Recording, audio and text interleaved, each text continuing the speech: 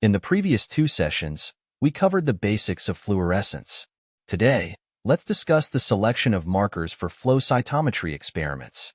Flow cytometry markers are essentially antigens. So, what is the definition of an antigen?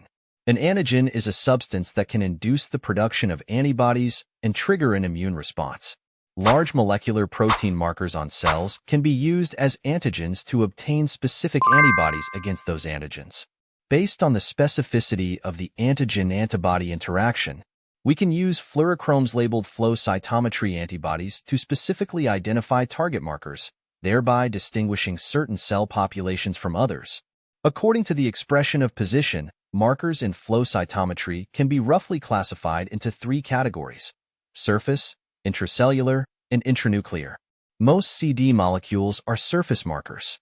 Common cytokine indicators, such as interleukins, interferons, and tumor necrosis factors, are intracellular, while transcription factors and histones, such as FOXP3 and TBET, are intranuclear. Different expression locations lead to variations in flow cytometry procedures. Surface markers can be directly stained and analyzed, while intracellular and nuclear markers require fixation and permeabilization before antibody staining. The effectiveness of fixation and permeabilization solutions varies, with nuclear membrane disruption causing the most damage to cells.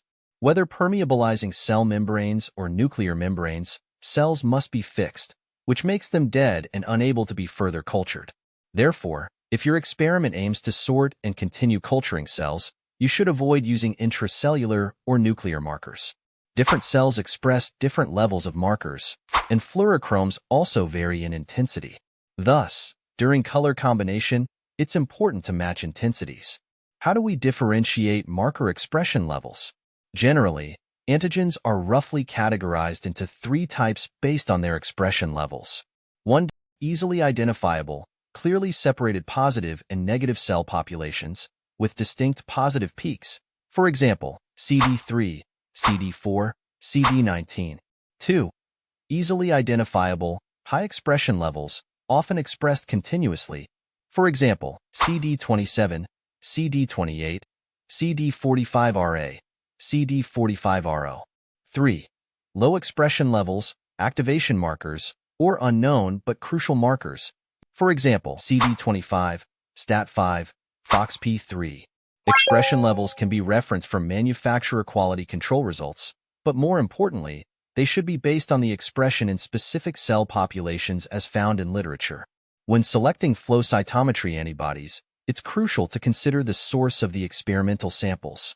Flow cytometry antibodies are typically highly specific monoclonal antibodies. For example, an antibody against human CD3 cannot recognize samples from mouse or rat. This specificity is vital when choosing flow cytometry antibodies. Additionally, some markers vary between strains. For instance, human NK cells are identified using CD3 negative, CD16 positive, CD56 positive, while mouse NK cells require specific markers depending on the mouse strain, such as CD3 negative, CD49 positive, or CD3 negative NK1.1 positive. 4BLB/C mice use CD49B, DX5. And for C57BL/6 mice, use NK1.1. So, besides focusing on the sample species, consider the strain as well. That concludes today's flow cytometry mini-class.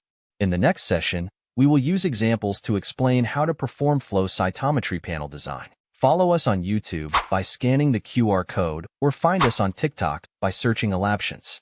Let's unlock more flow cytometry knowledge together.